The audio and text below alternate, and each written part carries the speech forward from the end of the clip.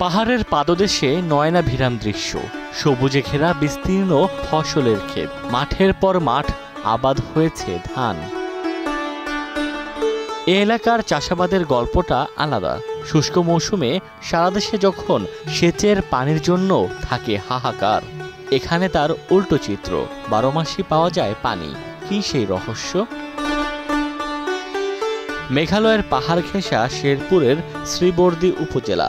সেখানকার রাঙাজান, বালিজুড়ি, খ্রিস্টানপাড়া ও অফিসপাড়া এলাকায় আছে রহস্য ঘেরা কল, যেখান থেকে প্রায় 25-30 বছর ধরে অনবরত মিলছে পানি। তাই এলাকাবাসী নাম দিয়েছেন অটকল। অনেকে আবার ডাকেন জাদুর কল হিসেবে। এটা দিয়ে আমরা আবার সাবাদ করিও খাই, নিজের ব্যবহারও পানি করি।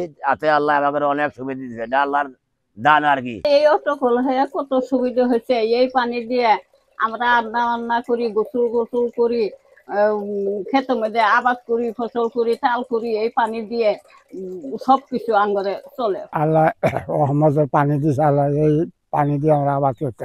শুধু চাষাবাদ নয়, এই কলের পানি ব্যবহার হচ্ছে প্রতিদিনের জীবনযাত্রায়। ব্যবহার হচ্ছে রান্না খাওয়া সহ গৃহস্থলীর সব কাজেই। স্থানীয়রা জানান, 4টি গ্রামেই 50 থেকে 60 ফুট গর্ত খুঁড়েছেন তারা, তারপর বসিয়েছেন পাইপ। তাতেই অনবরত মিলছে সুপেয় পানি, তাও সম্পূর্ণ বিনা খরচে। এই দেখেন আঙ্গুর এই বন্ধের মধ্যে মিস্ত্রি দিয়ে আমরা পাইপ দিছি 70-75 ফিট। আল্লাহর কি নিয়ামত, এমনি পানি উঠে, টাকা পয়সা কিছু লাগে না। এই অটকল এলাকার সব খেতে আছে। এই অটকল দিয়ে আমরা ক্ষেত খোলা আবাদ করি। এই অটকল হওয়াতে আঙ্গুরে এলাকার মধ্যে ফসল ভালো হয়।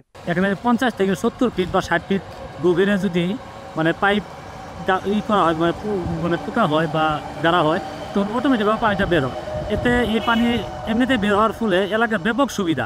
গ্রামগুলো সীমান্তবর্তী, পাশে বয়ে গেছে পাহাড়ি ছড়া। এই পদ্ধতিতে পানি পাওয়ার বিষয়টিকে বৈজ্ঞানিক ভাষায় কৃত্রিম কুয়া বলে উল্লেখ করলেন উপজেলা জনস্বাস্থ্য কর্মকর্তা। ওয়াটার কিন্তু সবসময় কনস্ট্যান্ট লেয়ার মেনটেন করতে চায়, যে একটা সমতলে আসতে চায় water.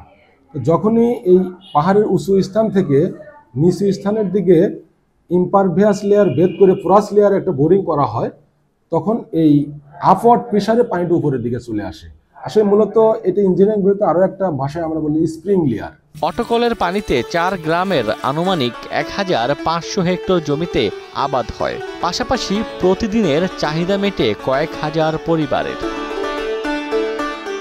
Desk report, star news.